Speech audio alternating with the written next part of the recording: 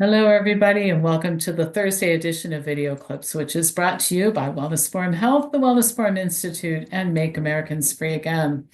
So, first of all, we're taking applications to start both food over medicine clubs. Our next clubs will start, or a group of clubs will start this fall, right after Labor Day, or a Make Americans Free Again tribe. We're building an informed society, and that's health and medicine and legal. So if you want to be part of that, that's the way to join us and help us build, right? Remember that Patty Finn, our chief lawyer, is going to be in Columbus on May 29th. So if you are in driving distance, you want to come and join us at the Wellness Forum headquarters for a fun event. You'll get to listen to her talk and ask questions, and then we'll have some social time. And I promise you will not be disappointed if you come to visit us. And I'd love to give you all a hug in person. So I hope some of you will consider joining us. And then we have the big free event coming up June 10th, 11th, and 12th, Make Americans Healthy Again, Wellness Forum style.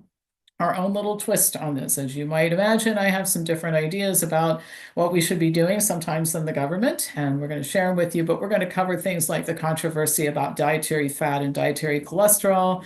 DMSO, is it a miracle supplement or snake oil, thyroid health, a discussion about nutrition policy in America and why it matters to you. I have a lot of experience in that area, and I'm going to share some of it with you and some guest speakers to be announced as well. So if you want to register, email Pam Popper at wellnessforum.com or about any of these things for that matter, and I will get back to you right away. Remember, it's free.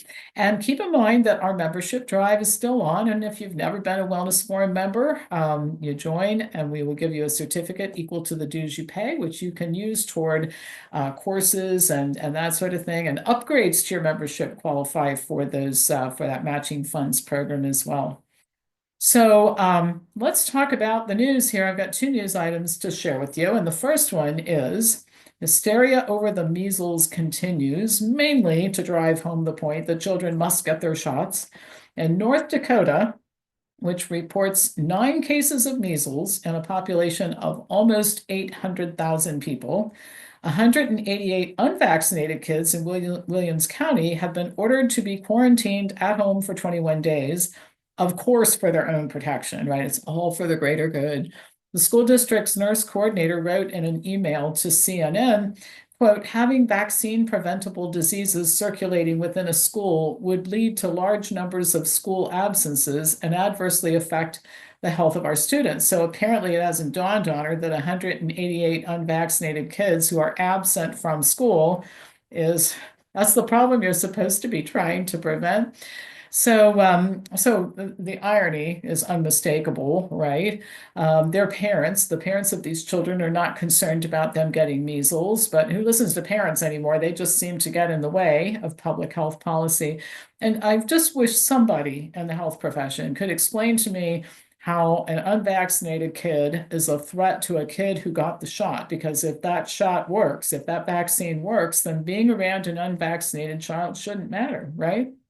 Well, clearly the COVID debacle might be over, but the stupidity of public health rages on. It's alive and well and ready to strike, even in a state like North Dakota, which is fairly conservative. So hence the need to gather in tribes and raise money and file lawsuits. And I hope the parents of these kids are suing somebody over this. We're not representing them, at least right now, but this is ridiculous.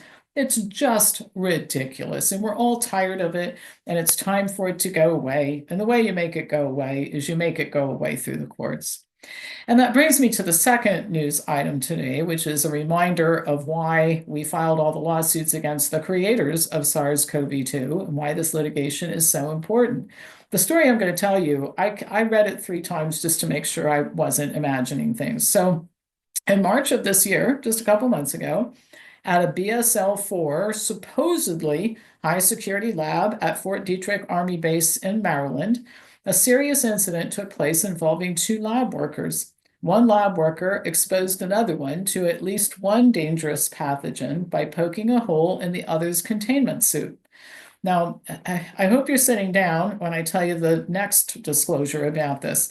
This was part of a dispute between the 2 lab workers who were involved in a romantic relationship and were upset with one another. You heard me right.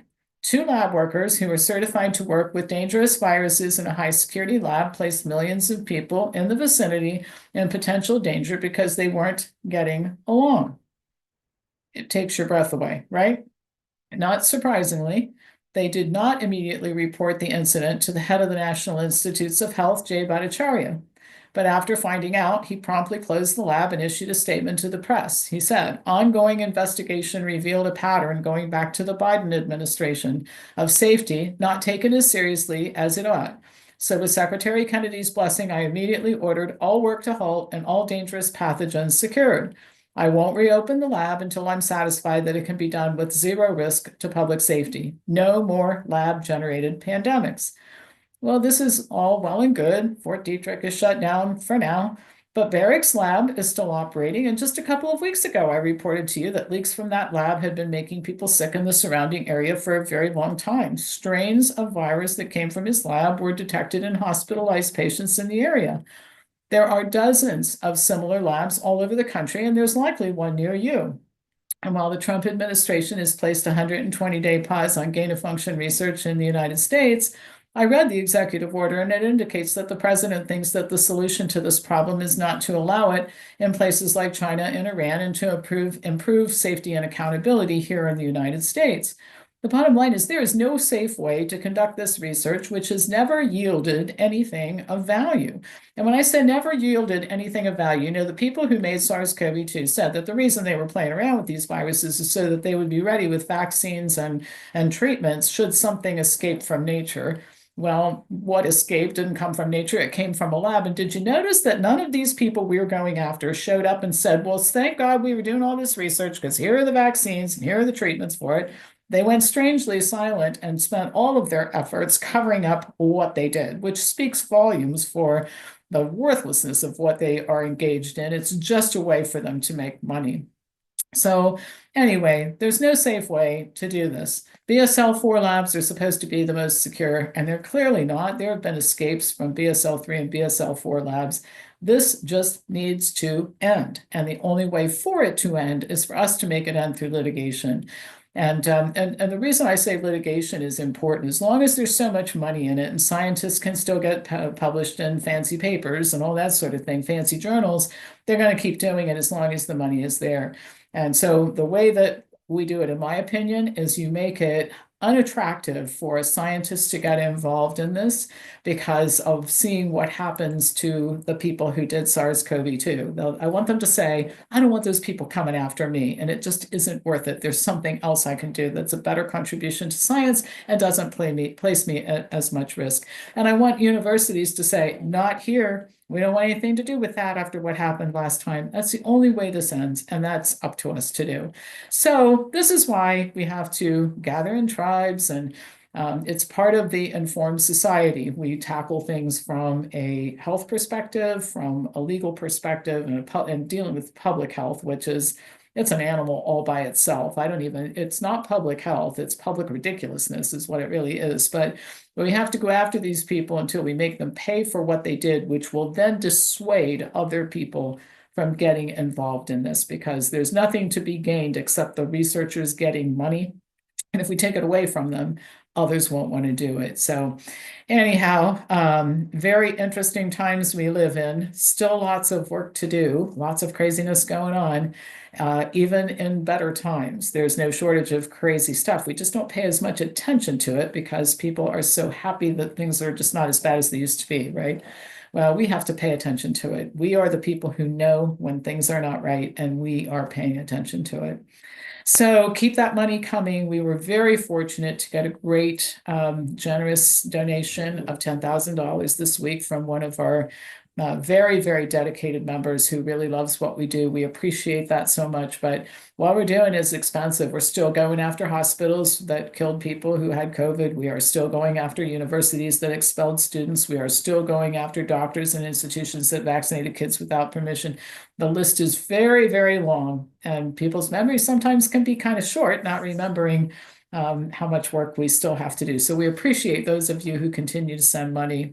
Really, I can't tell you how wonderful opening the mail can be when it brings money, and how reassured I can feel when the money comes in that we can pay our attorneys. So thanks so much for your support from the bottom of my heart and our attorneys' hearts as well. We do thank you and appreciate you. All right, that's it for today. As usual, I'll pass this on to anybody who you think would enjoy watching it and learning from me. And I will be back to you next week with more news. Thank you so much for watching.